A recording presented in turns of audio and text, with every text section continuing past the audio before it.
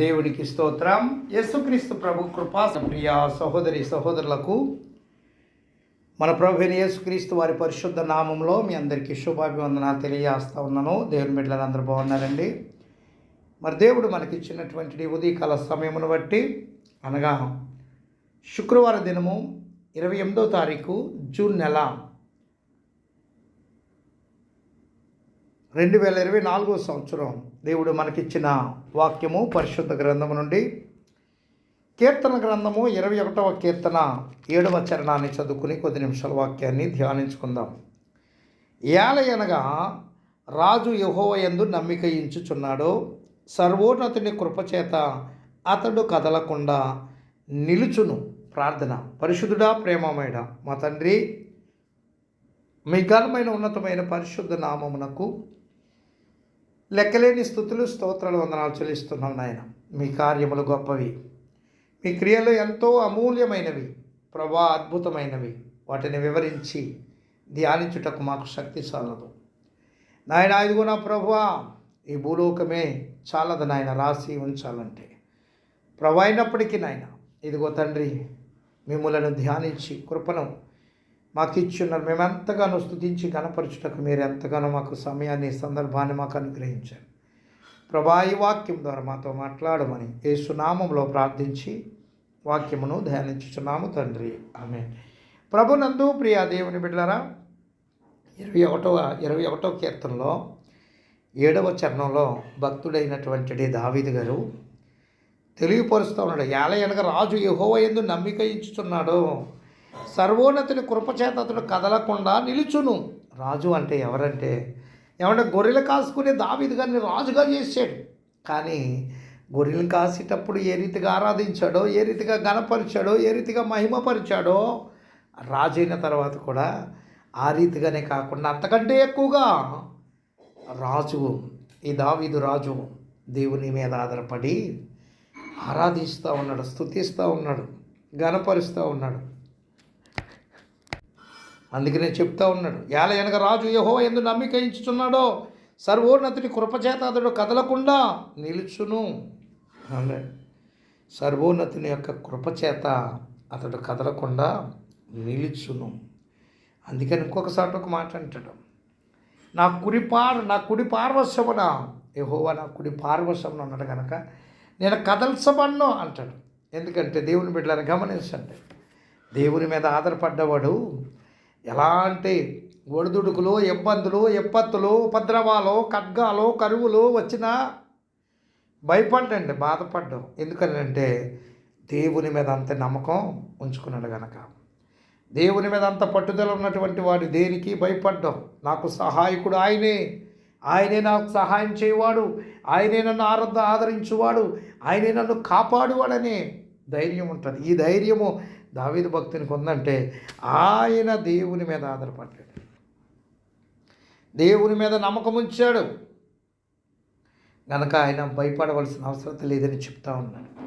ఈ కీర్తన దావీదు గారి యుద్ధంలో విజయం సాధించిన తర్వాత దేవునికి కృతజ్ఞతాస్తుతిని చెల్లించుచు రచించిన గీతమై ఉండొచ్చండి. దేవుడు మన ప్రార్థనలకు జవాబు ఇచ్చినప్పుడు వెంటనే కృతజ్ఞతాస్తుతులు చెల్లించుట మంచిది. అందుకని 103వ కీర్తనలో కూడా ఆయన చక్కగా స్తుతించాడండి. నా ప్రాణమయ యెహోవాను సన్నిధించుము, ఆయన చేసిన ఉపకారములలో దేనిని మర్చిపోవద్దు. నా ప్రాణమా యెహోవాను సన్నిధించు, అంతేకాదు నా అంతరంగమునున్న సమస్తమైన పరిశుద్ధ నామమును సన్నిధించు, ఘనపరచు, ఆరాధించు, స్తుతించు అని చెప్పుకున్నాడండి. అలాగే 18వ కీర్తనలో కూడా 46వ కీర్తనలో కూడా ఎంతో అద్భుతంగా ఆయన స్తుతించిన రీతిని మనకి తెలియజేస్తాడు. దేవుని బిడ్డలారా, 1 నుంచి 7 వచనాలు మనం చూస్తే విజయము నిమిత్తమై ఆనందించి స్తుతించుట 21వ కీర్తనలో మనకు కనబడుతుంది. దావీదు గారు దేవుని బలం పైన ఆధారపడి ప్రార్థన ద్వారా దేవుని సహాయాన్ని అడిగి విజయాన్ని పొందుకున్నాడండి. దేవుని బలమును బట్టి సంతోషించి దేవుడు అనుగ్రహించిన రక్షణను బట్టి హర్షిస్తూ ఉన్నాడు. దావీదు గారు పొందుకున్నవన్నీ దేవుని వలననే పొందుకున్నానని విశ్వసిస్తూ ఉన్నాడు. తన శక్తి సామర్థ్యముల వలన కాదు కానీ దేవుని వలననే విజయము, దీర్ఘాయుషు, రక్షణ, భాగ్యం, రాజ్యం, గౌరవం, ప్రభావాలు మొదలగునవన్నీ దేవుని వలననే పొంది ఉన్నానని దావీదు గారు దేవుని యందలే విశ్వాసం వ్యక్తపరుస్తూ ఉన్నాడండి. దావీదు గారు దేవుని యందు విశ్వాసాన్ని ఎంతగానో వ్యక్తపరుస్తూ ఉన్నాడు, రూఢీపరుస్తూ ఉన్నాడు. దేవుని యందు విశ్వాసం ఉంచువారు ఎన్నటికి కదల్చబడరని సత్యాన్ని తెలియజేస్తూ ఉన్నాడు. శ్రేయస్కరమైన ఆశీర్వాదాలు, అపరంజి కిరీటం, దీర్ఘాయుషు మొదలగునవన్నీ దేవుని దానాలేనని నమ్మితే ఆయనకు కృతజ్ఞతాస్తుతి చెల్లించకుండా ఉండలేమండి. దావీదు గారు మంచి నాయకునిగా యెహోవా యందు నమ్మిక ఉంచుతూ ఉన్నాడు. ఆయన 21వ కీర్తనలో 7వ చరణంలో మనం చదువుకున్నాం ఇందాక. ఏమంటున్నాడు? ఏలయనగా రాజు యెహోవా యందు నమ్మిక ఉంచుచున్నాడు, సర్వోన్నతుని కృపచేత అతడు కదలకుండా నిలుచునని చెప్తా ఉన్నాడు. ఏమంటే ఇంకా మనం చూస్తే 21వ అధ్యాయం 8వ వచనంలో చూస్తే చూడండి, ఇక్కడ 8వ వచనంలో, నీ హస్తము నీ శత్రువులందరినీ సిక్కించుకును, నీ దక్షిణ హస్తం నేను ద్వేషించు వారిని సిక్కించుకును. అంటే దేవుని హస్తములు విశ్వాసులకు మేలు చేస్తాయి, దుష్టుల్ని దండిస్తాయి. నిర్గమకాండం 7వ అధ్యాయము 3వ వాక్యంలో చెప్తా ఉన్నాడు కదా. నిర్గమకాండము 7వ అధ్యాయము 3వ వాక్యం మనం ఒకసారి చూసినట్లయితే, నిర్గమకాండము 7వ అధ్యాయము చూడండి, ఇక్కడ 5వ వచనంలో మనం చూస్తే, నిర్గమకాండం 7వ అధ్యాయం 5వ వచనంలో, నేను ఐగుప్తు మీద నా చెయ్యి చాపి ఇశ్రాయేలులను వారి మధ్య నుండి రప్పింపగానే నేను యెహోవానని ఐగుప్తులు తెలుసుకుందురనెను. ఏమంటే వాళ్ళ మధ్య నుంచి ఇశ్రాయేలులందరినీ కూడా బయటికి రప్పించాడు.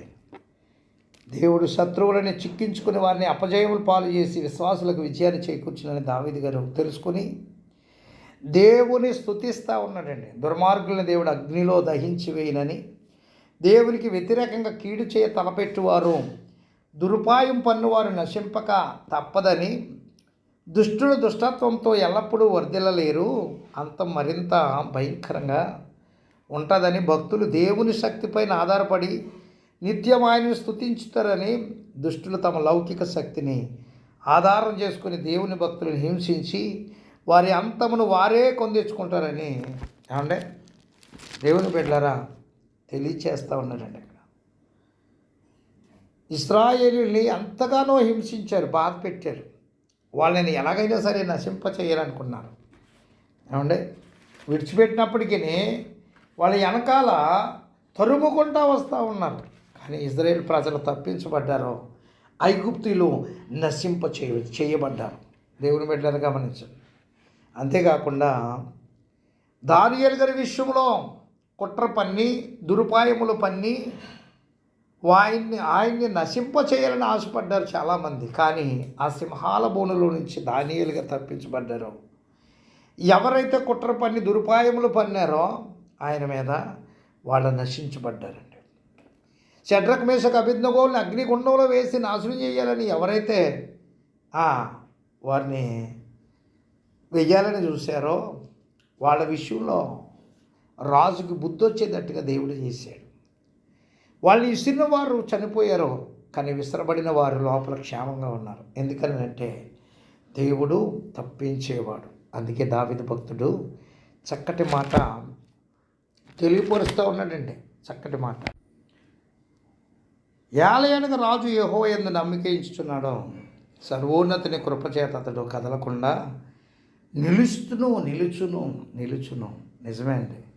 దేవుని మీద నమ్మకం ఉంచిన వాడు నిలబడతాడండి. అగ్నిగుండంలో నిలబడతాడు, సింహాల బోన్లో నిలబడతాడు.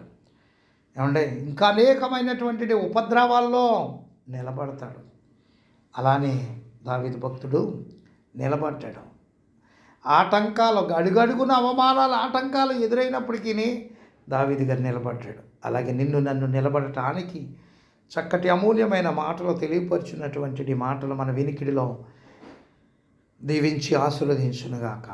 తండ్రి, కుమార పరిశుద్ధాత్మ త్రియేక దేవుని దీవిన ఈ మాటలు వింటున్న ప్రతి బిడ్డకి తోడి ఉండి బలపరిచి నడిపించునుగాక. ఆమేన్. దేవుని బిడ్డలారా, ఇట్లు ప్రభు పనిలో మీ ఆత్మీయ సహోదరుడు pastor Elisha Raju Muscat. God bless you all.